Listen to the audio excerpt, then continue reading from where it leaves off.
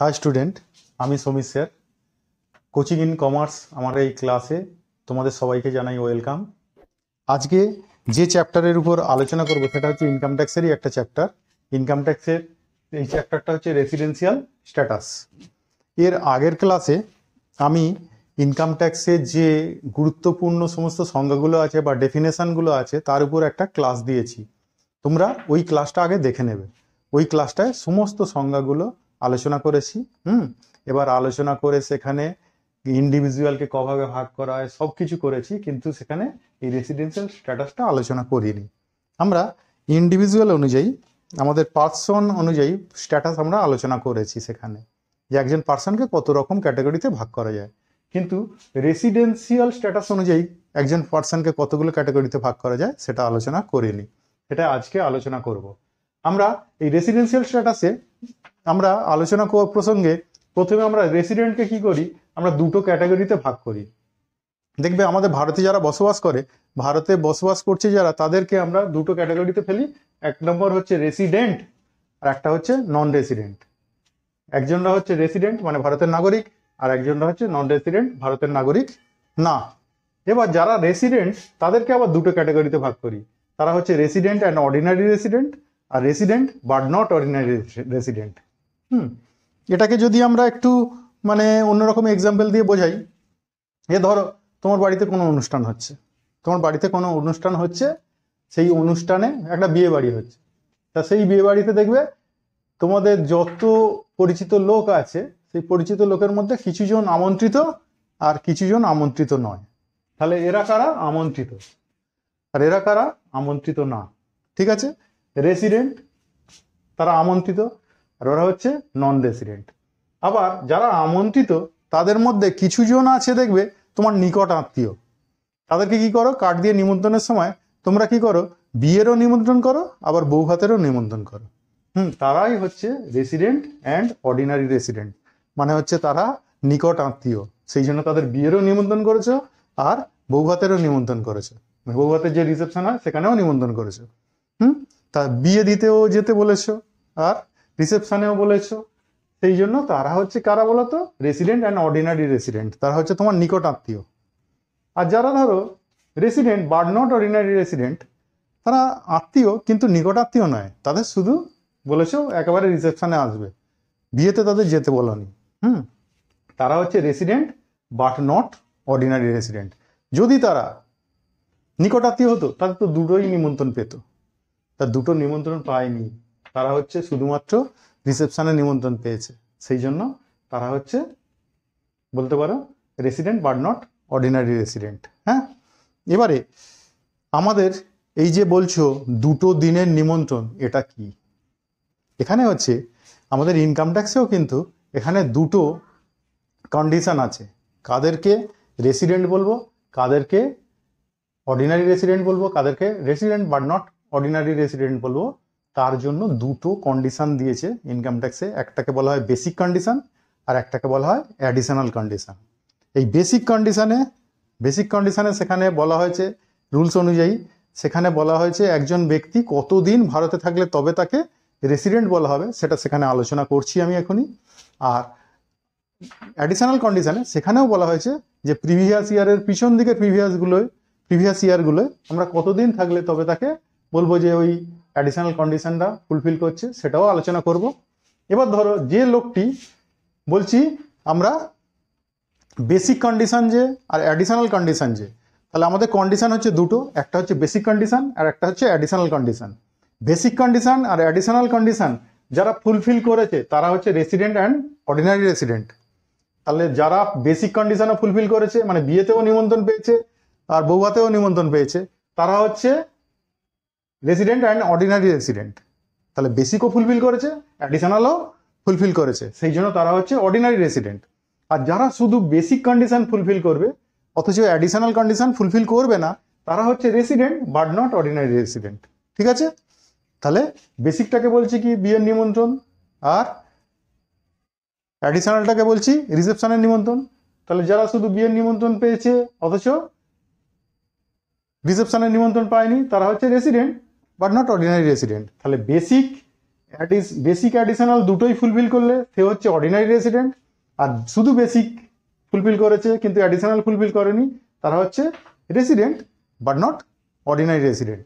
আর যারা নিমন্ত্রণই পায়নি বিয়ে বাড়িতে তারা হচ্ছে নন রেসিডেন্ট। যারা বেসিকই ফুলফিল করেনি তারা হচ্ছে নন রেসিডেন্ট। বুঝে গেছে? তাহলে যারা বেসিকই ফুলফিল করবে না তারা নন রেসিডেন্ট, আর যারা বেসিক ফুলফিল করবে এবং অ্যাডিশনালও ফুলফিল করবে তারা হচ্ছে অর্ডিনারি রেসিডেন্ট, আর যারা বেসিক শুধু ফুলফিল করেছে অথচ অ্যাডিশনাল করেনি তারা হচ্ছে resident but not ordinary resident.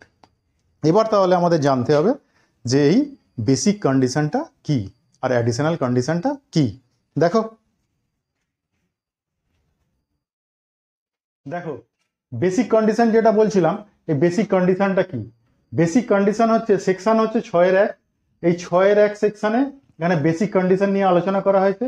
সেখানে বলা হয়েছে যে in previous year P dot Y dot দিয়েছি, এটা হচ্ছে প্রিভিয়াস ইয়ার। হ্যাঁ, in previous year he presents in India greater equals to 182 days. That means 182 days কমপক্ষে থাকতেই হবে, 182 ডেজ বা তার বেশি দিন তাকে ভারতে থাকতে হবে। সেটা সেকশন হচ্ছে 6-1 এ বলা হয়েছে। 6-1 এ বলা হয়েছে কোনো একজন ব্যক্তি যে ভারতে বসবাস করছে তাকে ভারতে কমপক্ষে থাকতে হবে 182 দিন বা তার বেশি। সেটা 6-1 এ সেকশনে আলোচনা করা হয়েছে। নেক্সট, আবার এইটা অথবা এইটা, এখানে কিন্তু দুটোই ফুলফিল করতে হবে তা না, এটা অথবা এটা। সেকেন্ড সেকশনটা বলা হয়েছে এখানে যে in previous year he presents in India greater equals to 60 days, তার মানে 60 দিন বা তার বেশি সে ভারতে থাকবে। অ্যান্ড ইন 4 প্রিসিডিং প্রিভিয়াস ইয়ার মানে আমাদের যে প্রিভিয়াস ইয়ার, সেই প্রিভিয়াস ইয়ারের পিছন দিকে 4টে পূর্ববর্তী বছরে তাকে কমপক্ষে 365 দিন বা তার বেশি দিন ভারতে থাকতে হবে। তার সেকশন হচ্ছে 6-1 সি। তাহলে প্রিভিয়াস ইয়ারে থাকছে 60 দিন বা তার বেশি, আর তার পিছনের দিকে 4টে প্রিভিয়াস ইয়ারে থাকছে 365 দিন বা তার বেশি দিন সে ভারতে থাকছে। সেটা সেকশন হচ্ছে 6-1 সি। এবার এই দুটোর মধ্যে হয় এইটা ফুলফিল করবে না হলে এটা, কিন্তু এটা কাদের ক্ষেত্রে এটা কাদের ক্ষেত্রে সেটা এক্সেপশনে আলোচনা করেছি। এমনি ন্যাচারালি ইন্ডিয়ান যারা ন্যাশনাল, যারা ভারতীয় নাগরিক, তাদের ক্ষেত্রে কিন্তু প্রথম নিয়মটাই প্রযোজ্য, সেক্ষেত্রে দ্বিতীয় নিয়ম প্রযোজ্য নয়। কিন্তু ইন্ডিয়ান ন্যাশনাল যারা বিদেশে থাকে তাদের ক্ষেত্রে কি হবে? যারা ধরো সাপোজ বিদেশে কোনো চাকরি নিয়ে হয়তো আমাদের প্রিভিয়াস ইয়ারে সে ভারত ছেড়ে বাইরে চলে যাচ্ছে, তার ক্ষেত্রে কি হবে? বা যে ইন্ডিয়ান ন্যাশনালগুলো ভারতের বাইরে থাকে তারা প্রিভিয়াস ইয়ারে ভারতে এসেছে, হ্যাঁ, চাকরি ছেড়ে দিয়ে বা চাকরি সেখানে টেনিওর কমপ্লিট করে সে ভারতে ফিরে এসেছে, তাহলে তার ক্ষেত্রে কি হবে? সেটাই হচ্ছে এক্সেপশনে আলোচনা করা হয়েছে। এক্সেপশনে বলা হয়েছে একজন Indian national goes out to abode for service in previous ইয়ারে সে যদি অ্যাওয়ার্ডে চলে যায়, সে যদি ভারতের বাইরে চলে যায়, তাহলে ভারতের বাইরে চলে গেলে সেখানে কিন্তু only section 6-1 A is applicable. তাহলে 6-1 এ সেকশনটা তার ক্ষেত্রে কার্যকরী। তাহলে যে প্রিভিয়াস ইয়ারে ভারত থেকে তার সার্ভিসের জন্য বাইরে যাচ্ছে, তাহলে প্রিভিয়াস ইয়ারে বাইরে গেলে তার ক্ষেত্রে কিন্তু 6-1 এ সেকশনটা কার্যকরী হবে। তাহলে শুধু এই সেকশনটা কার্যকরী হবে, সেখানে 6-1 সি কিন্তু কার্যকরী হবে না। তাহলে তাকে কিন্তু 182 দিন বা তার বেশি দিন ভারতে থাকতেই হবে, ঠিক আছে?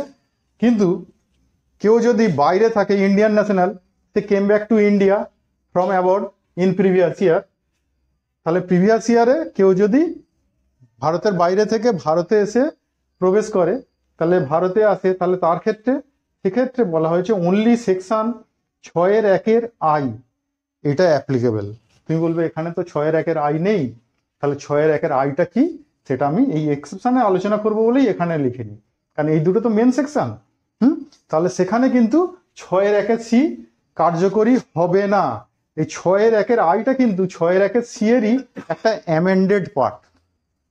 এই 2021-22 সালে এই পার্টটাকে, এই যে পার্টটা আছে না, এই পার্টটাকে অ্যামেন্ড করা হয়েছে। সেই অ্যামেন্ডের সেকশনটা হচ্ছে 6-1 আই।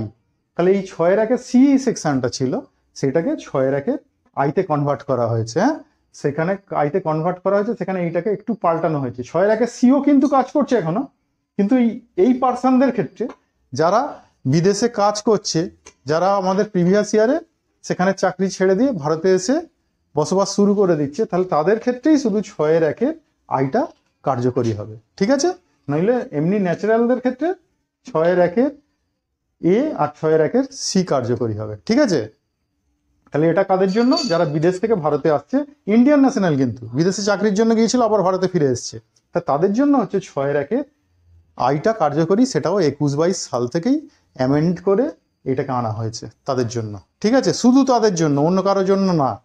তাহলে দেখো সেই 6-1 আই সেকশনটা কি। দেখো এখানে আমি বলছিলাম আন্ডার সেকশন 6-1 আইটা কি। 6-1 আইটা এইরকম যে এখানে দুটো আবার এর সাব ক্লজ বলা হয়েছে। একটা হচ্ছে ইন্ডিয়ান ইনকাম যদি 15 লাখের বেশি হয় কোন ইয়ারে? প্রিভিয়াস ইয়ারে, তাহলে তাদের ক্ষেত্রে কি নিয়ম কার্যকরী হবে? তাহলে ইন্ডিয়ান ইনকাম যাদের 15 লাখের বেশি তাদের ক্ষেত্রে বলা হয়েছে in previous year he presence in India greater equals to 120 days in previous year. আচ্ছা, ইন প্রিভিয়াস ইয়ার লেখা আছে, তাহলে এখানে আবার ইন প্রিভিয়াস ইয়ার লিখতে লাগবে না, ছেড়ে দাও। তাহলে in previous year he presents in India greater equals to 120 days. তাহলে প্রিভিয়াস ইয়ারে তাকে 120 দিন বা তার বেশি ভারতে থাকতে হবে এবং 65 দিন বা তার বেশি থাকতে হবে ইন 4 প্রিসিডিং প্রিভিয়াস ইয়ার। তাহলে 4টে প্রিসিডিং প্রিভিয়াস ইয়ার মানে আমাদের প্রিভিয়াস ইয়ার যেটা আছে তার পিছন দিকের প্রিভিয়াস ইয়ারে তাকে 365 দিন বা তার বেশি দিন ভারতে থাকতে হবে, আর প্রিভিয়াস ইয়ারে তাকে 120 দিন বা তার বেশি ভারতে থাকতে হবে। তাহলে প্রিভিয়াস ইয়ারে 120 দিন আর তার পিছন দিকে 4টে প্রিভিয়াস ইয়ারে তাকে 365 দিন ভারতে থাকতে হবে। তাহলে সে কিন্তু এই 6-1 আই সেকশন ফুলফিল করছে। তাহলে কাদের ক্ষেত্রে এটা? যাদের ইন্ডিয়ান ইনকাম হচ্ছে 15 লাখের বেশি, আর যাদের ইন্ডিয়ান ইনকাম 15 লাখের কম, তাহলে তাদের ক্ষেত্রে দেখা যাচ্ছে, তাদের ক্ষেত্রে বলা হয়েছে in previous year he presence in India greater equals to 182 days. হ্যাঁ, তাহলে 182 ডেজের সে বেশি ভারতে থাকবে প্রিভিয়াস ইয়ারে, and greater equals to 365 days in 4 preceding previous year. PPY লিখেছি মানে প্রিসিডিং প্রিভিয়াস ইয়ার। তাহলে 4টে প্রিসিডিং প্রিভিয়াস ইয়ারে 365 দিন বা তার বেশি তাকে ভারতে থাকতে হবে, আর প্রিভিয়াস ইয়ারে তাকে কিন্তু 182 ডেজ ভারতে থাকতে হবে। ঠিক আছে, তাহলে যাদের ক্ষেত্রে কম, তাদের 15 লাখের কম যারা ভারতীয় ইনকাম করেছে, ধরো বিদেশ থেকে ভারতে ফিরে এসে সে 15 লাখের কম ইনকাম করেছে, তাদের ক্ষেত্রে 182 ডেজ সে যদি ভারতে থাকে, 182 ডেজ বা তার বেশি যদি ভারতে থাকে, এবং 4টে প্রিসিডিং প্রিভিয়াস ইয়ারে যদি 365 দিন বা তার বেশি দিন ভারতে থাকে, তাহলেও সে এই সেকশনটা ফুলফিল করছে।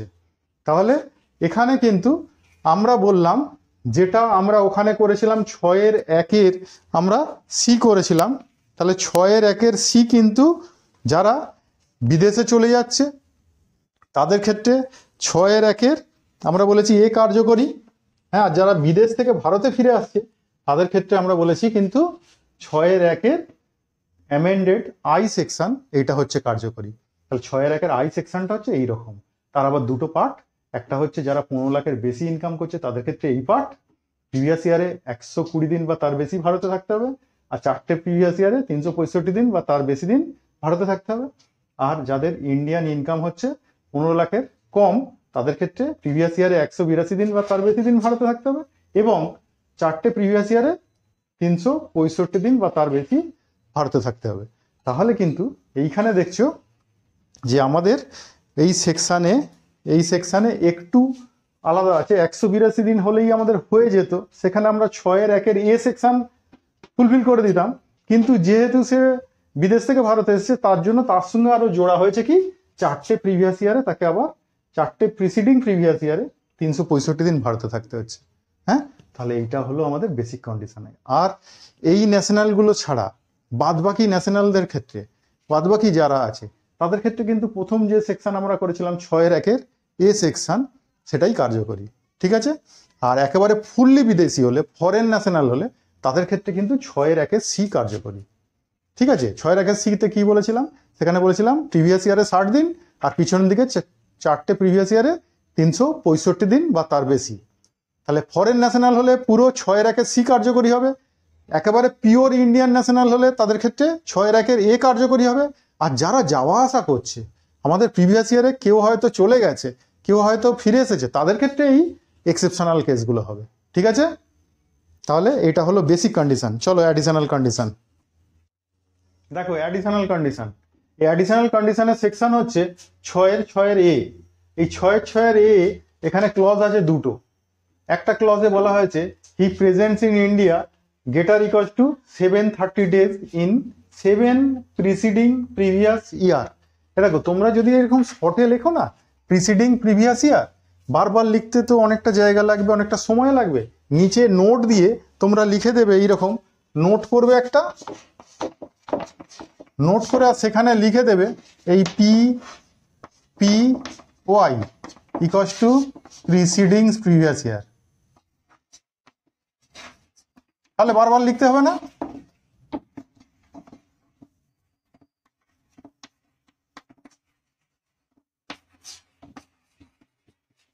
আর PY, যেখানে PY ব্যবহার করছো তাহলে সেটা প্রিভিয়াস ইয়ার অনলি।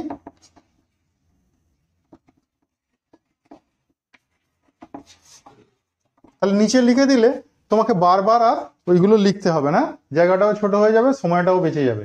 তাহলে সেখানে 7টা প্রিভিয়াস ইয়ারে তাকে 730 দিন বা তার বেশি দিন ভারতে থাকতে হবে। আর সেকেন্ড ক্লজে বলা হয়েছে he is resident in India greater equals to 2 years for 10 preceding previous year. তাহলে তাকে রেসিডেন্ট ইন ইন্ডিয়া হতে হবে, রেসিডেন্ট ইন ইন্ডিয়া হতে হবে 2 অথবা তার বেশি বছর ফর 10 প্রিসিডিং প্রিভিয়াস ইয়ার। 10টা প্রিভিয়াস ইয়ারের মধ্যে 2টো কমপ্লিট ইয়ার তাকে, বা 2টো ইয়ারে তাকে রেসিডেন্ট হতে হবে, ভারতের রেসিডেন্ট হতে হবে কমপক্ষে 2টো ইয়ার ভারতের রেসিডেন্ট হতে হবে। 2-এর বেশিও হতে পারে, তাহলে 2-এর বেশি ইয়ারও ভারতের রেসিডেন্ট হতে পারে। তাহলে তাকে 10টা প্রিভিয়াস ইয়ারে কমপক্ষে 2টো ইয়ার ভারতের নাগরিক হতে হবে, আর 7টা প্রিভিয়াস ইয়ারে 730 দিন বা তার বেশি দিন ভারতে থাকতে হবে। এখানে কিন্তু দুটো ক্লজের মধ্যে আমি দিয়েছি দেখবে অ্যান্ড, তাহলে অ্যান্ড দিয়েছি, তার মানে এটাও ফুলফিল করতে হবে, এটাও ফুলফিল করতে হবে। তাহলে দুটোই ফুলফিল করতে হবে, তবে সে অ্যাডিশনাল কন্ডিশন ফুলফিল করলো। তাহলে এটা হলো অ্যাডিশনাল কন্ডিশন। আর বেসিক কন্ডিশন আগে আলোচনা করলাম। তাহলে এই বেসিক আর অ্যাডিশনাল দুটোই যারা ফুলফিল করবে তারা হচ্ছে ভারতের সাধারণ নাগরিক। ঠিক আছে, বেসিক তো ফুলফিল করতে হবেই, বেসিক ফুলফিল করলে তবে সে নাগরিক। আর বেসিক যদি ফুলফিল না করে সে হচ্ছে নন রেসিডেন্ট অফ ইন্ডিয়া। ঠিক আছে, বেসিক যে ফুলফিল করবে তবেই সে নাগরিকের মধ্যে পড়বে, নইলে সে নাগরিকের মধ্যে পড়বে না, তাহলে সে নন রেসিডেন্ট হয়ে যাবে। এবার বেসিকের মধ্যে যারা পড়ছে, যারা বেসিক ফুলফিল করেছে তার সাথে অ্যাডিশনালও ফুলফিল করলে তবে সে অর্ডিনারি রেসিডেন্ট। আর যে বেসিক করবে ফুলফিল অথচ অ্যাডিশনাল ফুলফিল করবে না, তাকে বলবো resident but not ordinary resident.